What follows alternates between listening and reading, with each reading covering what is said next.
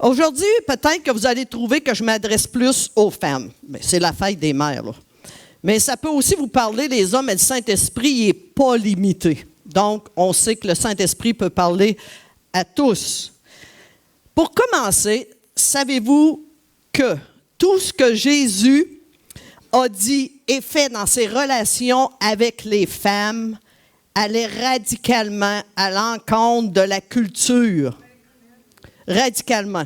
Aussi bien juif que gréco-romain. Ils faisaient obstacle tout le temps. En s'opposant à leur culture, ils étaient vraiment, eux autres, là, Jésus était un grand obstacle. Dans la Bible, nous pouvons voir qu'il y a beaucoup de femmes que Jésus a traitées sans exception, sans exception, avec douceur, respect, en affirmant leur valeur, leur dignité en tant que créatures de Dieu. Les femmes, au début des temps, étaient rabaissées, toujours rabaissées, selon la culture qu'ils avaient à l'époque. Mais Jésus, il vient, lui, puis il redonne toute la valeur à la femme. Alors, il les a accueillis, défendus, il les a délivrés, il les a guéris, il les a emmenés à trouver leur identité en tant que filles de Dieu. Lui, les femmes, il les rejetait pas. Quand il est venu sur la terre, il a montré le vrai cœur du Père. Il a redonné la valeur aux femmes. Si tu ne comprends pas ton identité, en tant que femme, en tant que fille, en tant que fils du royaume, alors tu vas vivre ta vie entière au-dessous du niveau que Dieu a prévu pour toi. Dieu a quelque chose de spécial pour toi, il y a quelque chose de prévu pour toi. Mais si tu ne le réalises pas, que tu es vraiment en Christ, ta position et tes droits, alors tu marcheras. Si tu le comprends, alors tu vas marcher dans la liberté, l'autorité et la victoire. Christ nous a tout redonné à la croix. Connaître son origine, connaître son histoire, son identité terrestre, je suis la fille à Maxime Blais, ma mère s'appelait Léda Boulanger, une famille de 9 enfants, ça c'est terrestre. Mais, quand on donne notre vie au Seigneur, on a notre identité spirituelle. Alors, connaissez-vous toute votre identité spirituelle? Je déclare, je suis un enfant de Dieu, héritière de la vie éternelle, libéré, racheté, justifié, sanctifié, pardonné par sa grâce. Nous avons reçu en plus le Saint-Esprit qui nous a été donné parce que si c'est avantageux pour nous que Jésus parte, parce que maintenant on a le consolateur tout personnel, on a tout le consolateur qui nous habite. Alors, le consolateur qui nous a été donné, on a reçu la paix, la joie. Et, mon Dieu, je pourrais en dire. Christ, avant de partir, a laissé son héritage de son nom. On est appelé quoi? L'épouse de Jésus-Christ. Moi, quand j'ai marié Michel, j'avais le droit de me servir de son nom.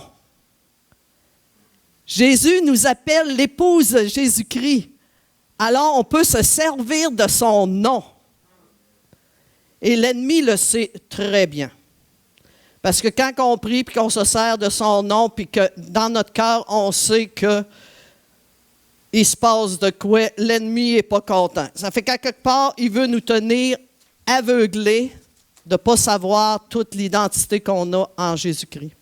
Maintenant, aujourd'hui, on va regarder une femme que Jésus redonne toute son identité. On va lire ensemble Luc 13, 10 à 17. C'est tellement beau ce qu'elle a fait. Recule un petit peu, Marie-Claude. Regardez. Moi, je vois la plante qu'elle a mise. Je me suis réjouie quand elle m'a envoyé les choses. J'ai dit, oui, ça représente cette femme qui renaît dans son identité. Alors, on va lire ensemble Luc 13, 10 à 17. OK. Jésus enseignait dans une des synagogues le jour du sabbat. Et voici, il y avait là une femme, possédée d'un esprit qui la rendait infirme depuis 18 ans. Elle était courbée et ne pouvait pas du tout se redresser. Lorsqu'il la vit, Jésus lui adressa la parole et lui dit, « Femme, tu es délivrée de ton infirmité. » Et il lui imposa les mains. À l'instant, elle se redressa et glorifia Dieu. Mais le chef de la synagogue, indigné de ce que Jésus avait opéré cette guérison un jour de sabbat, dit à la foule, « Il y a 6 jours pour travailler. Venez donc vous faire guérir ces jours-là et non pas le jour du sabbat. » « Hypocrite, lui répondit le Seigneur, est-ce que chacun de vous, le jour du sabbat, ne détache pas de la crèche son bœuf, son âne pour le mener à boire? Et cette femme, qui est fille d'Abraham et que Satan tenait liée depuis 18 ans, ne fallait-il pas la délivrer de cette chaîne le jour du sabbat? » C'était vraiment l'endroit pour être délivré, n'est-ce pas? La présence de Dieu était supposée d'être là, presque palpable. Tandis qu'il parlait ainsi, tous ses adversaires étaient confus et la foule se réjouissait des choses glorieuses qu'il faisait. Avant d'aller plus loin, dans l'histoire de cette femme, il faut se rappeler qu'il a bien dit qu'elle était fille d'Abraham. OK? Dans l'Ancien Testament, Dieu est père de la descendance d'Abraham. Pourquoi? À cause de sa foi. Dans le Nouveau Testament, il est le père de ceux qui se repentent de leurs péchés, en croyant en Jésus par son œuvre à la croix. Alors, on voit Galates 3,13 qui nous dit « Christ nous a rachetés de la malédiction de la loi. » Vous êtes d'accord avec nous que si on se place sous la loi, pas un ici aurait pu accomplir la loi. Ça, c'est certain, en tout cas. Moi, je suis sûr qu'il n'aurait pas pu. Afin que la bénédiction d'Abraham ait pour les païens son accomplissement en Jésus-Christ. Si vous avez déjà fait les études des alliances, on sait que Dieu a fait une alliance avec Abraham. Il a fait une alliance avec Abraham. Et là, ça découle tout jusqu'à la venue de Jésus-Christ. Alors, le Messie nous a libérés de la malédiction de la loi en prenant cette malédiction sur lui. C'est-tu pas merveilleux, ça? Dieu avait déjà tout préparé d'avance dans l'histoire pour nous emmener à Jésus-Christ. Personne ne sera déclaré juste devant Dieu par ses propres efforts à obéir à la loi, puisque l'Écriture déclare « le juste vivra par la foi ». Romains 1,17. Ils deviennent ainsi les descendants spirituels d'Abraham par la foi. Vous allez comprendre pourquoi je vous dis ça. Donc, vous êtes fils et filles de Dieu par la foi en Jésus-Christ et vous êtes la descendance d'Abraham, héritier selon la promesse. Alors, on va lire ensemble Galates 3,16. Or, les promesses ont été faites à Abraham et à sa postérité. Il n'est pas dit « et au pluriel, postérité », comme s'il s'agissait de plusieurs, mais en tant qu'il s'agit d'une seule. Et à ta postérité, c'est-à-dire à Christ. Et le verset 26 à 29, « Car, comprenez bien, là, car vous êtes tous enfants de Dieu par la foi qui vous lie à Jésus-Christ. Vous tous, en effet, avez été unis au Christ dans le baptême et vous êtes ainsi revêtus de tout ce qu'il nous offre. Tout ce qu'il nous offre. On a tout en Jésus-Christ. Il n'importe donc plus que l'on soit juif, non-juif, esclave ou libre ou homme ou femme. En effet, vous êtes tous un dans la communion avec Jésus-Christ. Si, il met une condition, si vous appartenez au Christ, vous êtes alors les descendants d'Abraham. Et vous recevrez quoi? Que Dieu a. C'est une promesse. Vous avez un héritage, mais avez-vous la connaissance de votre héritage? Point d'interrogation. On n'a pas ce qu'on ne sait pas. N'est-ce pas? On n'a pas ce qu'on ne sait pas. Vous n'irez pas chercher un héritage que quelqu'un vous a laissé si vous ne savez pas qu'il vous a laissé un héritage. Hein? Alors, vous nous suivez? Alors là, on retourne à l'histoire de la femme courbée. La synagogue étant un lieu où les gens se réunissaient le samedi pour entendre la parole de Dieu. C'était la place, ils allaient là pour entendre la parole de Dieu. Mais cette femme était fille d'Abraham, elle était une juive. Jésus a dit, et on va le lire, « Et cette femme qui est fille d'Abraham et que Satan tenait liée depuis 18 ans, ne fallait-il pas la délivrer de cette chaîne le jour du sabbat? » Moi, je ne sais pas, mais avoir été chef de la synagogue, il aurait dit, « Oh, boy, c'est vraiment la place, là, pour voir un beau miracle s'accomplir. » Mais non. Cette femme était fille d'Abraham, c'est-à-dire qu'elle avait le droit et la bénédiction promise. Dieu n'est pas menteur, OK? Elle avait le droit à sa bénédiction de la descendance d'Abraham. Elle coulait de cette descendance-là. Jésus vient, elle avait le droit. C'était son droit. Sa condition l'avait dépouillée de sa dignité et de sa place légitime au sein de la communauté. Elle était incapable de se tenir droit et d'affronter le monde. C'était impossible pour elle. Tout simplement parce que Satan la tenait liée. Elle ignorait son identité, de son origine. Elle a oublié dans le parcours qui qu'elle était. Ça me fait penser à la petite plante au début, là, qui prend sa racine. Elle va puiser sa racine, puis elle revient, tout droit. Et cette femme, c'est un peu comme ça, je vois ça. Malheureusement, on trouve des gens comme ça dans les églises.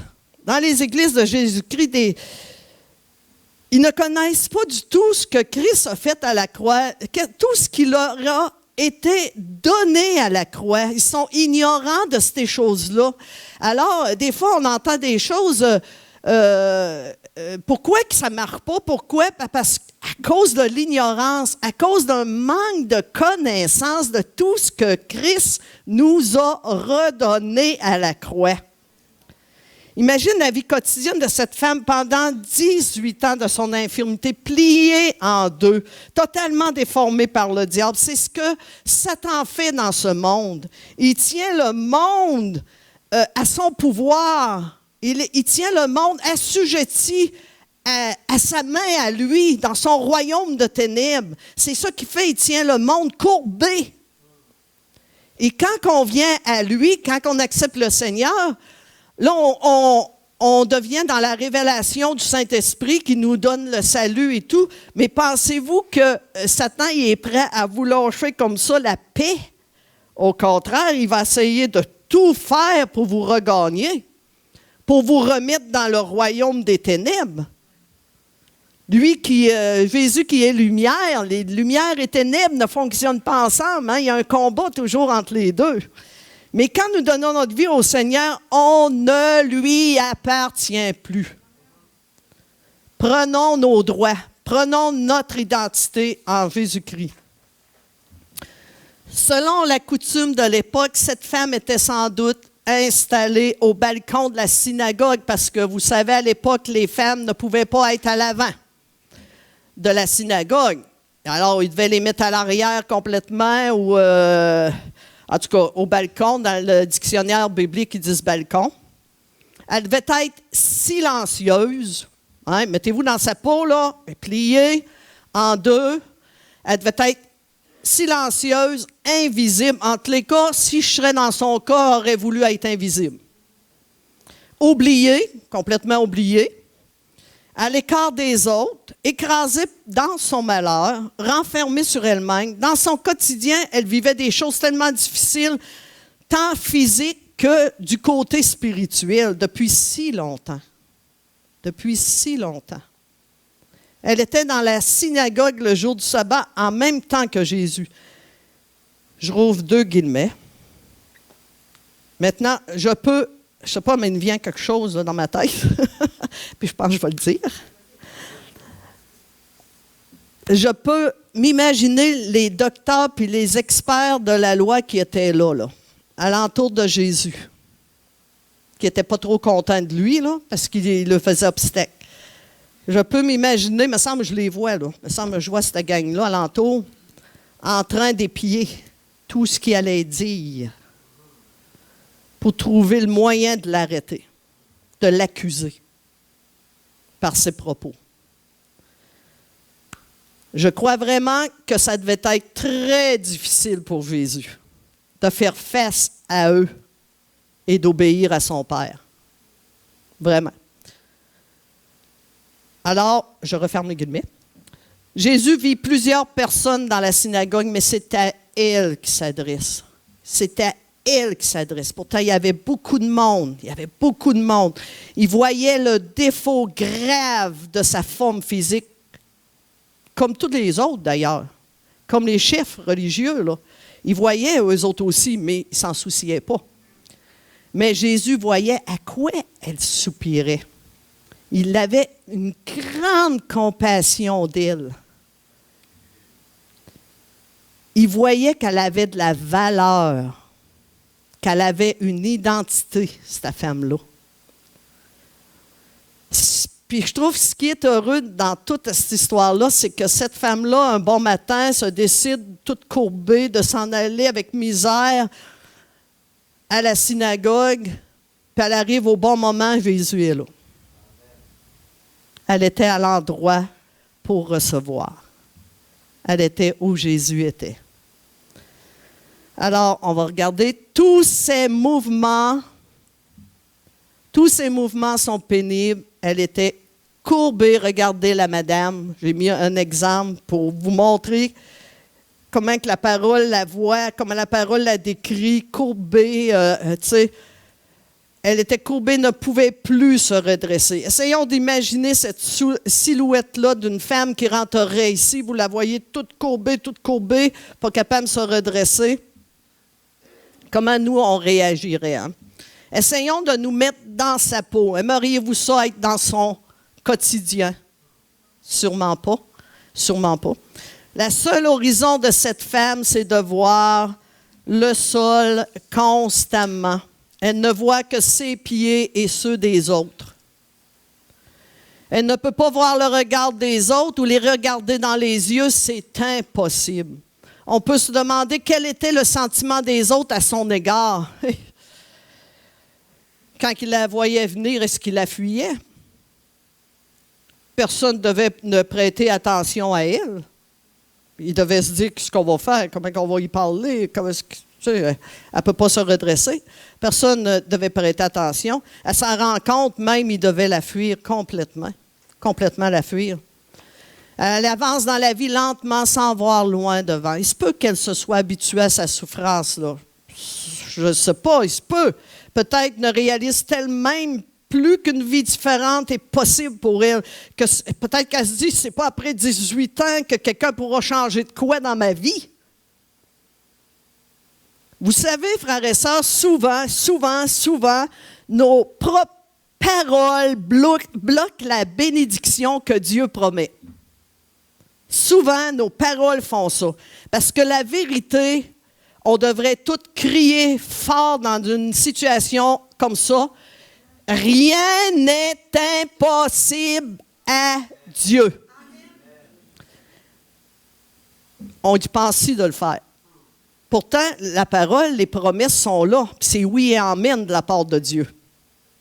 Elle pensait peut-être que son problème était trop important ou sa faute trop grave pour en être libérée, puisque Satan a pris contrôle de sa vie. Probablement qu'elle se disait, il est trop péché, puis Dieu ne peut pas me pardonner. Je ne sais pas, là. On va voir. Alors, on suit. Jésus la remarque. Jésus la voit. Jésus voit cette femme entrer dans la synagogue. Les gens, eux, la voient, mais ils la fuient du regard, ne veulent pas la regarder. Mais Jésus la voit. Il la remarque dans la foule qui se presse ce jour-là dans la synagogue. Il interrompt son enseignement, il l'appelle. Jésus ne lui pose pas de questions. Pas de questions. Il la connaît, il sait ce qu'elle ressent. Il connaît son identité à cette fille-là, à cette femme-là, et ses droits. Il les connaît, lui. C'est lui qui se charge de tout ce qui la tient courbée. Alors il s'approche, il lui met les mains sur elle et il lui dit, « Tu es délivrée. » La guérison est instantanée, complète. À l'instant, elle fut redressée et loua Dieu. Maintenant, regardons la réaction autour de Jésus après un tel miracle. Hey, ça devait-tu crier dans la synagogue? Alléluia! Un miracle qu'on vient de voir. Nous, je pense que tu peux changer, Marie-Claude. Nous voyons le chef de la synagogue qui est indigné. Il est choqué. Il vient de voir un miracle de ses yeux, mais il est choqué. À cause que Jésus l'avait guéri le jour du sabbat. Elle, là, ce qu'elle a fait monter vers Dieu l'encens de bonne odeur. Hein? Elle louait son Dieu après avoir reçu sa guérison, alors que le chef de la synagogue, lui, ne fait que monter une fumée d'un zèle amer. Hey, c'est un chef, là, de la synagogue. Ce qui est triste, c'est qu'il se foutait complètement de la condition misérable de cette pauvre femme. Il aurait dû être rempli d'admiration et de reconnaissance après un tel miracle. Puis en plus, il connaissait les Écritures. Il aurait pu s'écrier le psaume 146, 7, 8. L'Éternel met en liberté les prisonniers. L'Éternel ouvre les yeux des aveugles. L'Éternel relève ceux qui sont courbés. L'Éternel aime les justes. Pour eux, la loi était plus importante que guérir une personne sous l'emprise d'un démon. Ils toléraient quelqu'un qui avait un démon en dedans d'elle, plutôt de prendre toute la gang qui connaissait la parole, puis faire tout pour qu'elle en soit délivrée. Non. Non, c'était le sabbat. Pensez-vous que c'était le cœur de Dieu? Jésus nous montre que ce n'est pas le cœur de Dieu. Pourtant, c'était la loi. Pour eux, c'était pas urgent qu'elle soit guérie. Elle pouvait attendre un autre jour, elle pouvait attendre encore. À leurs yeux, la loi était plus importante qu'une vie. Il fallait attendre un jour du travail pour la guérir. Il y a 6 jours où il faut travailler. Venez donc ces jours-là et soyez guéris. Imaginez-vous. Vive la grâce. Il considérait ça comme un travail de guérir une personne sous l'emprise d'un démon. Il se servait de la loi pour s'opposer à l'action de la grâce envers une pauvre femme liée par Satan. Nous voyons que le chef de la synagogue, il s'adresse à la foule. Avez-vous déjà vu ça, vous autres, quelqu'un? Bon, admettons, vous avez fait de quoi, là? Bon, vous avez fait de quoi? La personne le sait, mais la personne, elle se vire de bord, elle parle à l'autre, mais elle sait que vous êtes là, mais elle va parler à l'autre, mais elle va t'expliquer ton cas, mais à l'autre. Mais c'est toi qui es concerné, mais elle parle à l'autre. Alors, on voit ici, il s'adresse à la foule, visait Jésus, il n'a pas le courage, l'audace de s'adresser directement à Jésus. Il n'a pas le courage de le regarder dans les yeux pour dire ce qu'il a à dire. Jésus réplique immédiatement au chef de la synagogue et à ceux qui l'entourent. Il n'était pas tout seul, il y en avait plusieurs avec lui, des chefs à l'entour du chef de la synagogue. D'une manière assez ferme, il dit « hypocrite ». Et Jésus, qui vient de traiter des gens d'hypocrites, poursuit en disant « Et celle-ci qui est fille d'Abraham ». Les paroles que Jésus prononce maintenant redonnent à cette femme toute sa dignité. Elle est fille d'Abraham, de la promesse selon Genèse 12, 1 à 3. Il fallait qu'elle soit déliée de ce lien le jour du sabbat parce qu'elle ne jouissait pas de sa bénédiction. Satan la tenait liée, elle ne pouvait pas être bénie de cette manière-là. Il fallait que Jésus la délivre. C'est une promesse de bénédiction. Frères et sœurs, vous êtes la descendance d'Abraham, vous êtes sous la promesse de bénédiction. Jésus leur rappelle que personne n'aurait laissé mourir le bétail le jour du sabbat. Ce que vous trouvez normal de faire pour vos animaux, c'est-à-dire de délier pour qu'ils puissent boire pendant le sabbat, n'est-ce pas évident qu'il faut le faire pour un être humain? Elle a attendu 18 ans alors que le bétail n'a même pas attendu. Comme si Jésus leur disait, ceux que vous servez, vous les écrasez de règles, vous portez un masque de lumière pieuse pour tromper les autres, vous faites semblant d'être ce que vous n'êtes même pas. Vous méprisez les autres sans tenir compte de vos propres failles. Vous mettez de pesants fardeaux sur les épaules des gens. Vous agissez ainsi pour vous faire remarquer des hommes. On va lire le verset. Matthieu 23, 4 à 5. Ils lient des fardeaux pesants, ils les mettent sur les épaules des hommes, mais ils ne veulent pas les remuer du doigt. Ils font toute leur action pour être vus des hommes. C'est comme dire, vous attendez vos bœufs, vos ânes, gémir le jour du sabbat, vous accourez les abreuver et vous n'attendez même pas cette femme qui se teurt d'angoisse depuis 18 ans à vos pieds. Nous voyons ces adversaires couverts de honte. Ils sont confus. Tandis qu'il parlait ainsi, tous ses adversaires étaient confus. Je pense que, je ne sais pas s'ils l'étaient, j'ai peut-être sauté un... Jésus leur répond que cette femme a bien plus de valeur que leurs animaux, qu'il abreuve même le jour du sabbat. Alléluia, quel grand Dieu nous avons, notre Jésus. Jésus lui redonne toute sa dignité. Elle est fille de Dieu. Et remarquez ce que je vous disais au début, il la défend. Voyez-vous la culture? Et Jésus la défend.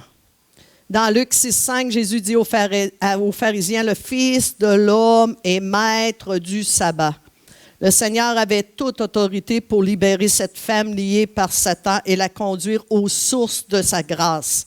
Nous savons qu'il n'y a pas d'autre repos de sabbat en dehors de Jésus. Dieu nous a fait un don pour que nous puissions nous reposer de nos propres œuvres de justice.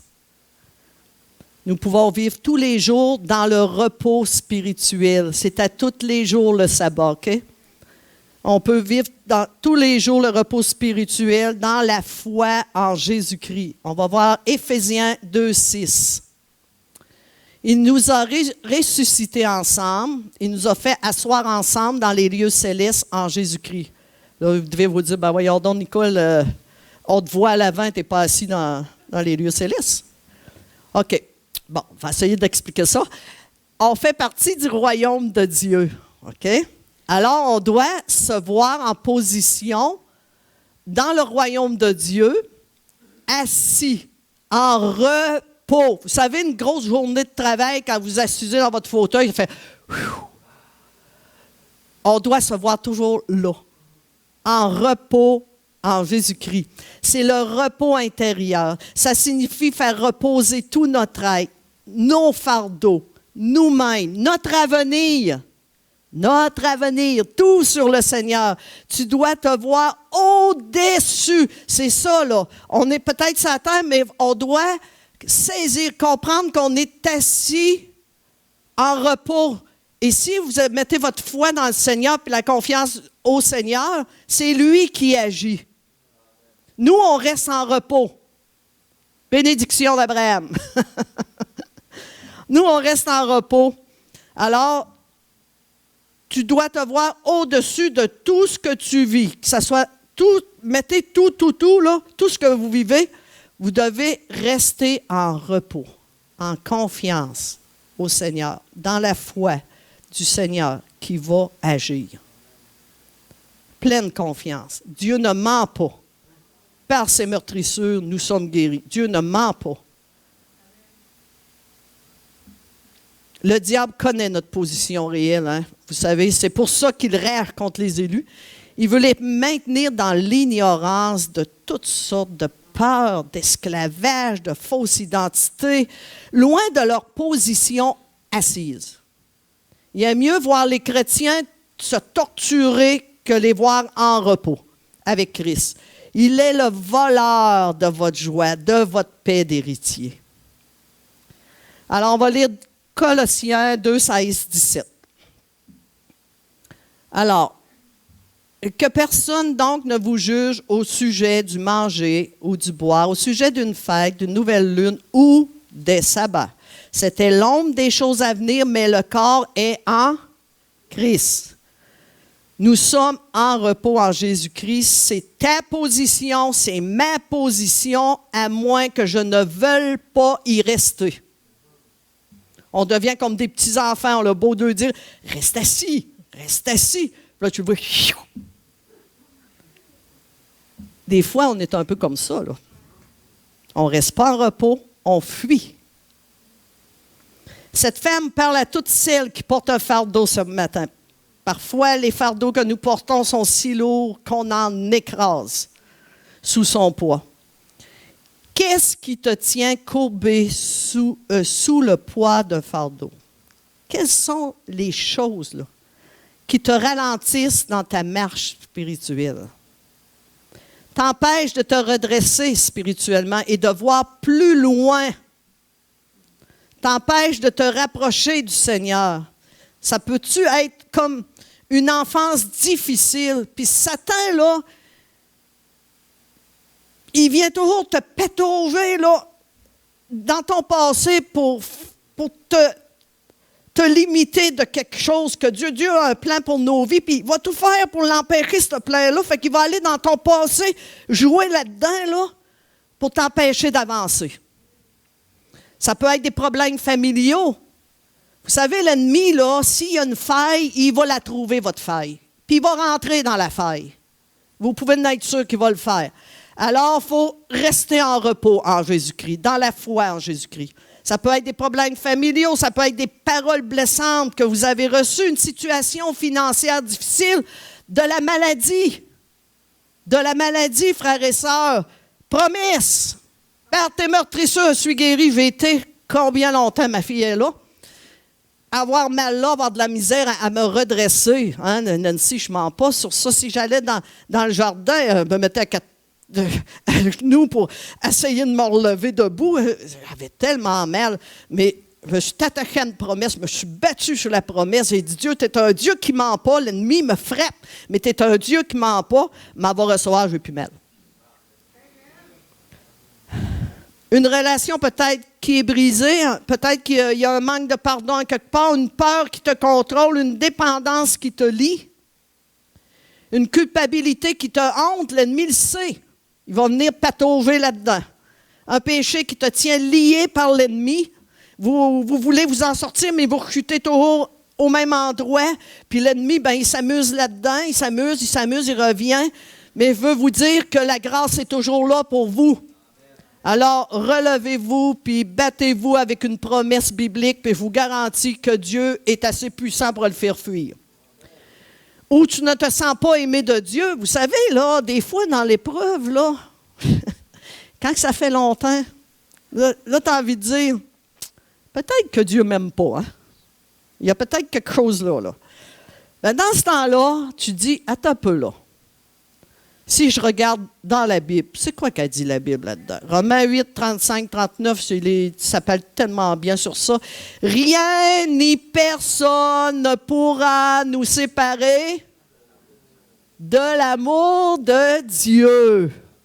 Si c'est écrit, c'est que c'est vrai, parce que si ça aurait été le contraire, il aurait été dit à l'inverse. Alors, si Dieu a voulu que ça soit écrit, prenez-le comme une promesse. Si c'est écrit rien, bien c'est rien. Ni personne, bien c'est ni personne. Personne ne peut t'éloigner, à moins que ce soit toi qui t'en éloigne, qui le laisse tomber. Combien parmi nous sont là dans l'attente que quelque chose se passe, espérant que la situation change? Mais rien n'arrive. Tout est pareil. Les jours passent, les mois, les années, et rien, sans voir l'ombre d'une porte de sortie. Ce matin, tu te sens pareil comme cette femme-là, courbée, sous un poids. Peut-être que tu as essayé à plusieurs reprises de t'en sortir, par toi-même, peut-être. Peut-être que tu as essayé, mais là, aujourd'hui, tu vois que tu tournes en rond. Comme si, à quelque part, ça faisait partie de toi, de ton identité. Un matin, je veux te dire que Jésus est là. Jésus est là. Laisse-le te toucher. Laisse-le te libérer. Il te faut croire simplement. Simplement croire et te reposer sur lui. Vous savez, des fois, le Seigneur, pour obtenir un miracle ou une guérison, il va nous conduire. Là, je ne suis pas en train de dire, allez pas voir des médecins, allez plus faire ci. Non. Des fois, ça peut être permis de Dieu aussi, pour vous conduire à recevoir aussi. Là c'est. Mais restez en repos devant le Seigneur. Restez en repos en lui, en confiance, dans la foi. Jésus, là, il ne veut pas te laisser dans ta situation. Il veut te voir de nouveau debout. Tu es un enfant de Dieu. Il sait ce que tu ressens, tout comme cette femme. Il connaît ta souffrance. Il n'a pas besoin d'exposer ta situation. C'est entre toi et lui. Mais arrête. Arrête de subir de la part de l'ennemi. Hein? Maintenant, tu peux devenir libre et béni selon la promesse. Réclamez, frères et sœurs. Jésus s'adresse à elle et à toi personnellement. Il lui parle. Une parole de Jésus qui donne la vie. Il peut le faire pour toi aussi. Jésus pouvait lire dans le cœur de cette femme ce cri secret que personne ne pouvait soupçonner. Il fait la même chose pour moi, pour vous. Jésus la voit. Un regard de Jésus rempli de compassion. Il ne lui dit rien de sa vie. Il n'a même pas besoin de le faire. Il connaît tout. Il n'a pas besoin d'exposer votre vie. Il connaît tout. Il la touche, une touche de Jésus qui communique son amour. Notre Sauveur lui parle. « Femme, tu es délivrée de ton infirmité. » Elle a eu un contact personnel avec lui. Il veut avoir un contact personnel avec toi aussi. Vous n'êtes pas moins que cette femme-là. Vous êtes de la descendance d'Abraham, vous autres aussi. Il lui confirme son identité, c'est-à-dire une femme digne d'être pleinement elle-même, fille bien-aimée de Dieu. Sache que c'est ta position ce matin. Tu es fille et fils de roi, tu es un enfant de la promesse. Dieu a toujours compassion de ceux qui le cherchent. Son amour n'est pas limité ni par le temps ni par l'espace. Lorsqu'il décide de visiter quelqu'un, il le fait. Et savez-vous quoi? Je déclare ce matin que, vous pouvez le dire avec moi, je crois à ce Dieu qui sauve. Je crois à un Dieu qui guérit. Je crois à un Dieu de miracles. Je crois à un Dieu qui me donne la vie. Je crois à un Dieu qui est présent au milieu de nous. Je crois à ce Dieu qui me voit, qui sonde mon cœur, qui me parle. Je crois à un Dieu qui va me relever si je tombe. Je crois à un Dieu qui ne va pas m'écraser par sa grâce. Je crois à un Dieu qui va me consoler et qui va me guérir, car je suis enfant de Dieu selon la promesse et je lui appartiens. Wouh!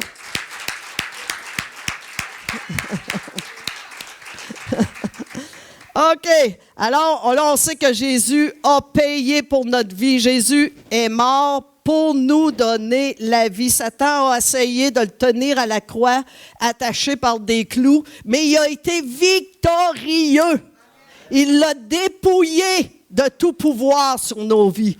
Et dans Luc 11, 21, 22, ça dit « Lorsqu'un homme fort et bien armé garde sa maison, ce qu'il possède est en sûreté. Mais si un plus fort que lui survient et le dompte. Il lui enlève toutes les armes dans lesquelles il se confiait et distribue ses dépouilles. C'est ce que Jésus a fait. Il a dépouillé l'ennemi du pouvoir qu'il avait sur nos vies à cause du péché. Il n'y a plus de pouvoir, frères et sœurs. Ne lui donnons pas de pouvoir qu'il a pu. Satan, il a le pouvoir que nous lui donnons. Il n'a plus de pouvoir. S'il vient vous mentir dans l'oreille, là, faites-les fuir par 7 chemins. Il nous a redonné tout ce qu'il nous avait volé au début des temps avec Adam et Ève quand ils ont chuté. Il nous a redonné notre nouvelle identité spirituelle en lui. Oh, gloire à Dieu. Gloire à Dieu. Moi, il me semble, là... oh là là. Ce matin, Jésus te lance un appel. Viens à moi, toi qui es fatigué et courbé sur un lourd fardeau, et je te donnerai du repos. Et je vais terminer avec 2 pensées. Un miracle ne s'applique pas, il se vit. Et seul Dieu sait quand et comment le déclencher. Aussi, quel que soit ton besoin, ne désespère pas. Garde dans le coin de ton cœur une dimension de foi pour le miraculeux. Et je vais lire la dernière qui dit, « L'amour de Dieu est comme un océan. Tu peux voir son début, mais pas sa fin. Quel grand amour que notre Papa Céleste a envers nous.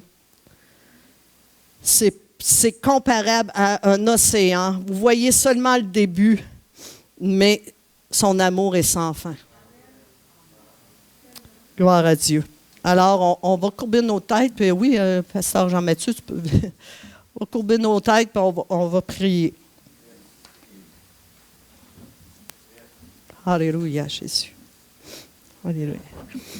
Père éternel, je veux te louer ce matin, Seigneur, parce que, Seigneur, tu es un grand Dieu. Seigneur, on sait, on comprend, Seigneur, que nous sommes sous la bénédiction d'Abraham. Seigneur, ça découle du salut. Tu as usé de stratégie pour nous emmener jusqu'à la grâce par Jésus-Christ. Seigneur, nous voulons te remercier ce matin et nous voulons prendre tout ce que tu as accompli à la croix pour nos vies. On veut, Seigneur, apprendre avec toi. Saint-Esprit, révèle-nous toute l'ampleur de qu'est-ce que Jésus a fait à la croix. Révèle-nous, on a besoin de révélation, on a besoin de toi, Seigneur, pour comprendre, pour saisir que Jésus nous a libérés de l'emprise de l'ennemi. Et ce matin, Seigneur, je te prie de libérer mes frères et sœurs. Libère-les, qui sortent de ce lieu avec une pleine espérance en toi, Seigneur. Oh, qu'ils puissent apprendre à se reposer en toi, Seigneur, à vraiment s'appuyer sur toi, sur tes promesses, Seigneur. Agneau de Dieu, nous avons besoin de toi, Seigneur. Nous avons soif de toi, Seigneur.